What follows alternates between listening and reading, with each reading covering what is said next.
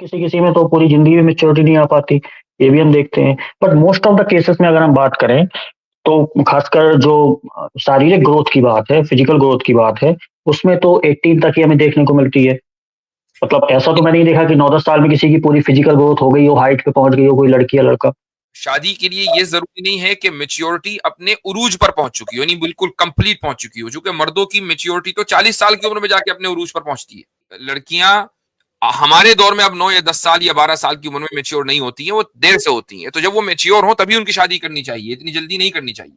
मैं इसको अपने रियल लाइफ से बता सकता हूँ। मैं कहानी, मेरी दादी थी ना, मेरी दादी, नहीं वो तो मैंने खुद टेडी बियर मेरे से गाँव में बड़ी-बड़ी जाए 25 साल की इससे लड़कियां भी खेलती हैं। तो चले बस बात ही मेरे खत्म गाँव होगी। में जाएँ आप, इसी से कन्फर्म, मेरी दादी जो थी, वो उनकी उम्र कुछ यानी कि उनके तमाम बच्चे पैदा हो चुकी थी। हम बहुत बच्चे हुआ करते थे, 2000 के आस-पास की बात है, कि वो अपने 60-70 साल की उम्र के अंदर जो है, वो गुड़िया और यानी कि वो शादी कराती थी। एक गुड़िया होता था और एक गुड़वा होता था और उसकी शादी कराती थी और वो लिटरली 50 से 100 लोगों की जो है वो दावत करती थी। अच्छा। गुड़िया और गुड़ों की शादी में। ठीक है, ये मेरे घर का है। अब आप बताएँ, और उनकी उम्र जो है वो 60 से ज़्यादा थी उस ज़माने में। जी सलाम मुफ्ती साहब, खैरियत से? वालेकुम सलाम जी भाई। मुफ्ती साहब, वजह था ऐसा कि शादी के मुतालिक बात चल रही थी आपसे, तो उसी को मैं आगे बढ़ाना चाहूँगा। जी।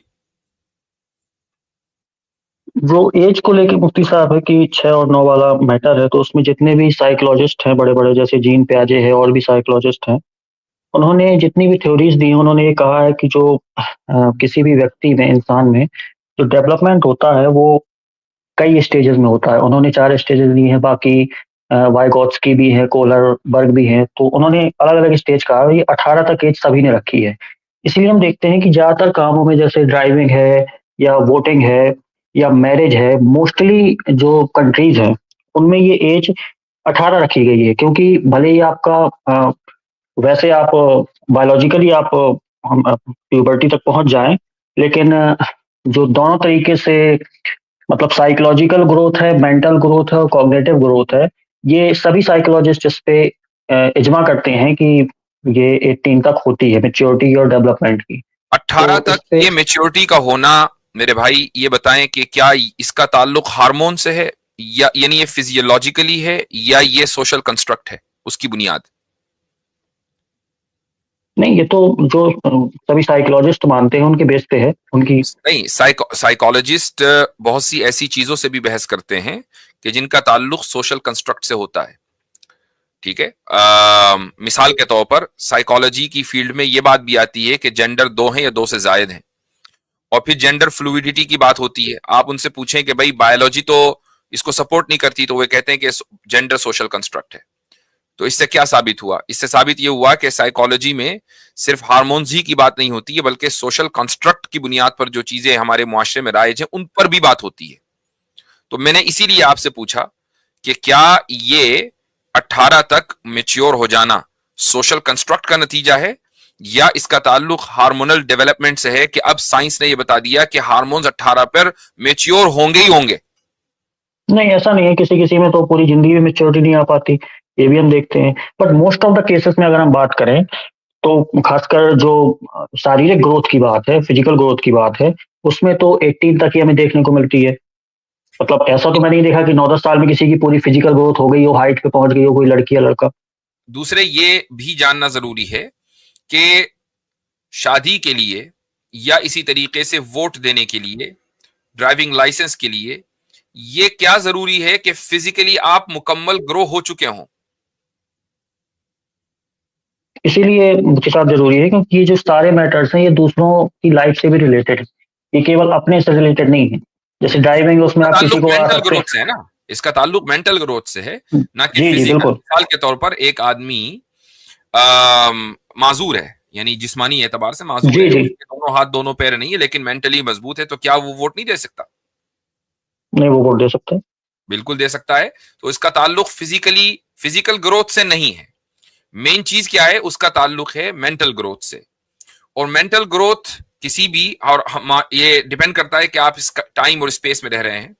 बाज मर्तबा ऐसा होता है कि जल्द कम उम्री में मेंटल ग्रोथ हो जाती है और बाज मर्तबा थोड़ा देर में होती है। दूसरे ये कि शादी के लिए ये जरूरी नहीं है कि मेच्योरिटी अपने उरूज पर पहुंच चुकी हो, यानी बिल्कुल कंप्लीट पहुंच चुकी हो, क्योंकि मर्दों की मेच्योरिटी तो 40 साल की उम्र में जाके अपने उरूज पर पहुंचती है।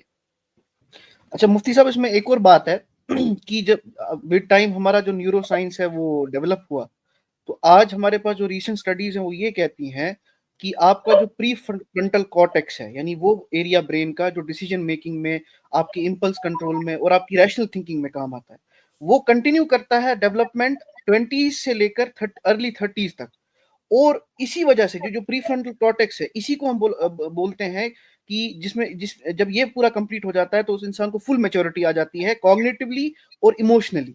तो आज की रीसेंट स्टडीज ये कहती हैं कि भाई ये जो फुल मैच्योरिटी है in terms of cognitive and emotional regulation, ये फुली इमर्ज नहीं होगी अंटिल लेटर इन लाइफ। तो इसका मतलब है फिर हमें जो है ना वो मिड 20 से लेकर अर्ली 30 तक एज करना पड़ेगा मैरिज को। तो ऐसा तो नहीं चलता, ये विद टाइम चेंजेस होते हैं, मतलब आपकी सोसाइटी तो यानी अगर 18 साल की उम्र भी अगर हम लगाते हैं तो ये मेच्योरिटी का आगाज है ना, मेच्योरिटी की इंतहा तो नहीं है। नहीं, इंतहा नहीं है। तो ये आगाज उससे पहले भी हो सकता है, और ये वजह है कि हम तो इसी बात के कायल हैं। मैंने इसीलिए एक लफ्ज इस्तेमाल किया था रुश्द, और रुश्द का मतलब ही है मेच्योरिटी। ये पर्सन टू पर्सन भी डिफर करता है, और ये कोई जरूरी नहीं है कि रसूल अकरम सल्लल्लाहु अलैहि वसल्लम के जमाने में। क्या मेरी आवाज आ रही है? जी आ रही है। आप वीडियो शायद आ रही थोड़ा वीडियो रुक रही है, बाकी आवाज क्लियर है। वीडियो रुक गया, 1 मिनट। अच्छा, तो मेरे कहने का मकसद ये था कि उस जमाने में ये कोई जरूरी नहीं है कि हर एक बच्ची ये मुफ्ती अब्दुल्ला साहब चेंज कर लीजिए। हाँ मैं कर रहा हूँ, 1 मिनट। ये कई सारी चीजें एक साथ चलती है ना, तो अपने अवतार को जरा सा भेजते हैं। बैक स्टेज फरहान खान है नाम, अगर दूसरा लिखा है तो मुझे क्लियर कर दे एक बार, मुस्लिम है नॉन मुस्लिम है, वरना मैं बैक स्टेज से रिमूव कर रहा हूँ फिर।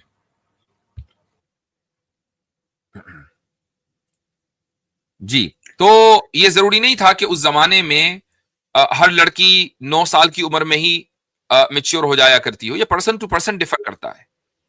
यही वजह है कि मैंने पिछली मर्तबा भी कहा था कि हमारे दौर में तकरीबन 100-150 साल पहले जो इस्लामिक लिटरेचर के ऊपर किताबें लिखी गई हैं, उसमें बहुत से उलमा ने यही राय दी है कि भाई लड़कियां हमारे दौर में अब 9 या 10 साल या 12 साल की उम्र में मेच्योर नहीं होती हैं, वो देर से होती हैं। तो जब वो मेच्योर हो तभी उनकी शादी करनी चाहिए, इतनी जल्दी नहीं करनी चाहिए। आसिम भाई आप कुछ कह रहे थे? जी मुफ्ती साहब, इन्होंने कुछ साइकोलॉजिस्ट के नाम लिए थे, जैसे जीन पियाजे का नाम लिया था इन्होंने। तो मिस्टर एक्स भाई, आपको जीन पियाजे की जो थ्योरी है कॉग्निटिव माइंड से रिलेटेड, उसके स्टेजेस के बारे में कुछ अंदाजा है कि उन्होंने कैसे इसको क्लासिफाई किया है? नहीं, उन्होंने तो खुद कहा है कि मैं इसके बारे में श्योर नहीं हूँ। बाकी जो साइकोलॉजिस्ट हैं उन्होंने अपने टर्म्स भी दिए हैं, इस पे अपने स्टेजेस भी दिए हैं। अगर हम इस मतलब ये जो कोर्स ऑफ डिस्कशन है, हमारा ये मानना है कि वो बहुत स्पेसिफिक होना चाहिए अगर हम उसको एकेडमिकली बात करना चाहते हैं तो। वो नहीं कि इसने यानी कि साइकोलॉजिस्ट ने कहा है, किसने कहा है, वो बहुत स्पेसिफिकली हमें एज अ रेफर करना चाहिए। मिसाल के तौर पे अगर आपने जीन पियाजे का नाम लिया है तो उसकी आप थ्योरी को देख लें तो वो बेसिकली जो है वो 4 स्टेजेस बनाते हैं, ठीक है? और जो 4 स्टेजेस हैं वो 11 साल में उसका 3 स्टेजेस कंप्लीट हो जाता है, और 12 साल में जो चौथा स्टेजेस है वो स्टार्ट हो 12 से जाता है। 18 12 से ठीक, 18 नहीं, वो 12 से फिर कंटिन्यू रहता है, ठीक है? कई अलग-अलग जो आप इसमें देखेंगे, तो जो देखें असल बेसिकली चीज़ होता है कि जिसको यानी कि साइकोलॉजी में रेशनल थिंकिंग कहते हैं। रेशनल थिंकिंग का मतलब होता है कि जिसको डिफरेंशिएट कर सके वो चीज़ों को, जो है रेशनल थिंकिंग का मतलब होता है कि उसका जो ब्रेन है, खास करके जो न्यूकॉर्टेक्स ब्रेन है ना, जिसके अंदर ये फंक्शन होता है कि वो डिफरेंशिएट कर सकता है चीज़ों को, वो रेशनलाइज़ कर सकता है, वो 7-8 साल में एक्टिव हो जाता है बच्चे का। ये आप जाके साइकोलॉजी में पढ़ लें, 7-8 साल में बच्चे के अंदर जो है क्रिटिकल थिंकिंग पैदा हो जाती है और वो डिफरेंशिएट करना शुरू कर देता है, ठीक है? अब ये स्टेज जो 7-8 साल में शुरू होता है, ये 20 साल तक रहता है, यही स्टेज रहता है, ठीक है? अब 20 साल के बाद या 25 साल के बाद, ठीक है, उसका जो है वो अगला स्टेज शुरू होगा। तो अब आप बताएं कि 18 साल तो कोई भी नहीं आ रहा इसमें, यानी कि ये जो स्टेज है, ये कोई जो है इसको 7-8 साल में शुरू करेगा, कोई 9 साल में शुरू करेगा। हम जीन पियाजे के इसको ले लेते हैं, जिसने इसको स्ट्रेच करके 12 साल में कहा है कि 12 साल में स्टेज ये शुरू हो जाता है। तो ऐसा नहीं है कि 18 साल में कंप्लीट हो जाता है, ये 25 साल तक जाता है। तो फिर अगर आप कंप्लीशन रेट को ले रहे हैं, तो फिर आपको 25 साल तक स्ट्रेच करना पड़ेगा। आप 25 साल तक नहीं कर रहे हैं, आप 18 पे ही रुक रहे हैं, और 18 पे जो है वो जो न्यूकॉर्टेक्स माइंड है वो कंप्लीट होता ही नहीं है।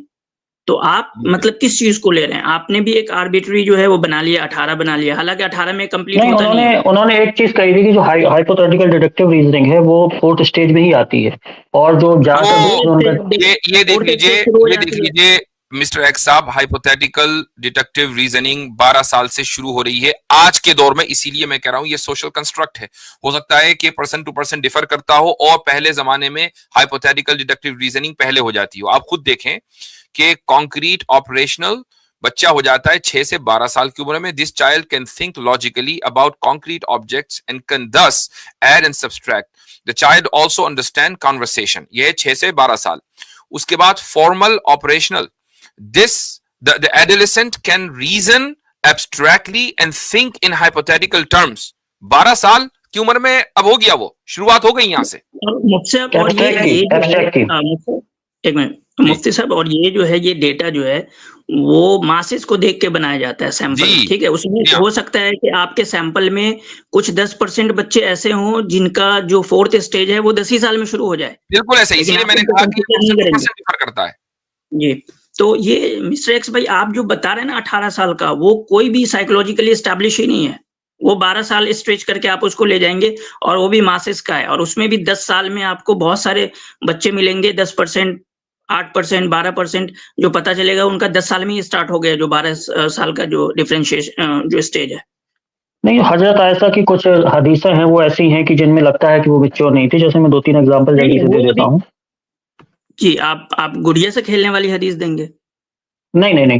जैसे उनका एक शॉर्ट टेम्पर्ड होना, जब हजरत ज़ैनब का हलवा फेंकने वाला मामला आता है। भाई शॉर्ट टेम्पर्ड तो 50 साल की औरतें होती हैं।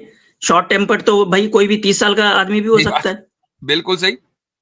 शॉर्ट टेम्पर के लिए ये क्या जरूरी है कि वो बच्चा हो? बहुत सारे लोग होते हैं 50 साल के, वो शॉर्ट टेम्पर्ड होते हैं। नहीं, बच्चे ज्यादा ऐसा करते हैं ना, इसलिए। नहीं ऐसा नहीं है। आप जो देखिए, आमतौर पर मैं आपको एक जेन्युइन बात बताता हूँ कि आमतौर पे लोग गुड़िये को जो है, उनके गुड़िये के खेलने को इससे रिलेट करते हैं। मैं इसको अपने रियल लाइफ से बता सकता हूँ। मैं कहानी, मेरी दादी थी ना, मेरी दादी। नहीं, वो तो टेडी बियर से बड़ी 25 साल की लड़कियां भी खेलती हैं। मेरे गांव में जाएं आप, किसी से कंफर्म, मेरी दादी जो थी वो, उनकी उम्र कुछ, यानी कि उनके तमाम बच्चे पैदा हो चुके थी। हम बहुत बच्चे हुआ करते थे। 2000 के आसपास की बात है कि वो अपने 60-70 साल की उम्र के अंदर जो है वो गुड़िये और यानी कि वो शादी कराती थी। गुड़िये, एक गुड़िया होता था और एक गुड़वा होता था, और उसकी शादी कराती थी, और वो लिटरली 50 से 100 लोगों की जो है वो दावत करती थी। अच्छा। गुड़िया और गुड़वों की शादी में, ठीक है। ये मेरे घर का है। अब आप बताएं, और उनकी उम्र जो है वो 60 से ज्यादा थी उस जमाने में। अच्छा, एक और इन्होंने जो मिसाल दी है हजरत अभी, कि उन्होंने जो बर्तन फेंक दिया था, ये अनमिच्योर होने की निशानी नहीं बल्कि मिच्योर होने की निशानी है। क्योंकि बच्चे जब भी ऐसी चीज आते हैं तो खुश होते हैं कि खाने के लिए आ गया। एक मिच्योर इंसान ही इस तरह की वो दिखाएगा कि उसके जो अंदर से जज्बात हैं वो भारी पड़ेंगे उस पर। तो ये मिच्योर इंसान पे ही पड़ सकते हैं भारी, कि उसे इतनी समझ हो कि ये कहाँ से आया है और क्यों आया है, जिसने भेजा है वो मेरा क्या लगता है और उसने किस पर्पस के लिए भेजा है। तो एक बच्चा ये तो भी समझ ये नहीं भी सकता। बात है। दूसरी बात मिस्टर एक्स, हमारा ये कभी दावा ही नहीं है कि जिस एज में हजरत आयशा रदी अल्लाह अन्हा की शादी हुई है वो फिजिकली और मेंटली अपने परफेक्शन पर पहुंच गई थी, फुल मैच्योरिटी पर पहुंच गई थी। हमारा दावा ही नहीं है। हम ये कहते हैं कि वो मैच्योर थी, मैच्योरिटी का आगाज हो गया था, वो बीच में आ गई थी, कहां थी, ये इसकी तफसील में जाए बगैर। बिल्कुल ऐसा ही जैसा कि 18 साल की लड़की फुल मैच्योर नहीं होती है, उसकी मैच्योरिटी का आगाज होता है और सारी दुनिया उसकी शादी को लेजिटिमेट मानती है। तो अगर हजरत आयशा रदी अल्लाह अन्हा की मैच्योरिटी का आगाज 9 साल की उम्र में हो रहा है तो उसको लेजिटिमेट ना मानने का कोई मतलब है नहीं। तो मतलब 18 और 9 इतना गैप हो सकता है, आपको ऐसा लगता है? किस में गैप हो सकता है? आगाज में, मेच्योरिटी के आगाज में। नहीं, मैंने पहले ही कहा कि ये सोशल कंस्ट्रक्ट है। आज 1400 साल के बाद, आज तो 18 साल की उम्र में लड़कियां मैच्योर नहीं होती हैं। नहीं, मैं कहता हूँ उससे लास्ट टाइम भी मैंने आज से 1-1.5 साल पहले एग्जांपल दी थी, मैं उस एग्जांपल को लेकर मैं खत्म करेंगे। मिस्टर एक्स साहब देखें, आज के टाइम आप छोड़ दें, 1400 साल पहले की बात है, मोहम्मद बिन कासिम नाम का एक आदमी 16 years of age, literally 16 years old boy, he came, अरब से आए उस टाइम पर, no communication, nothing at all, as a commander in chief लड़ा, जंग की, जीता और उसके बाद एक एम्पायर खड़ा किया। क्या आज आप इमेजिन कर सकते हैं एक 16 साल का बच्चा जो कि without communication, without any communication, कर सकता है भाई, आज भी कर सकता है, पबजी वगैरह में कर सकता है। नहीं कर सकता हूँ फिर अभी तो, नहीं वैसे नहीं कर सकता। I got my point. PUBG में कर सकता है मिस्टर एक्स। हाँ, वहां कर सकता है। हाँ ओके, शुक्रिया बात शुक्रिया जी, शुक्रिया। चलें, ठीक है, ओके।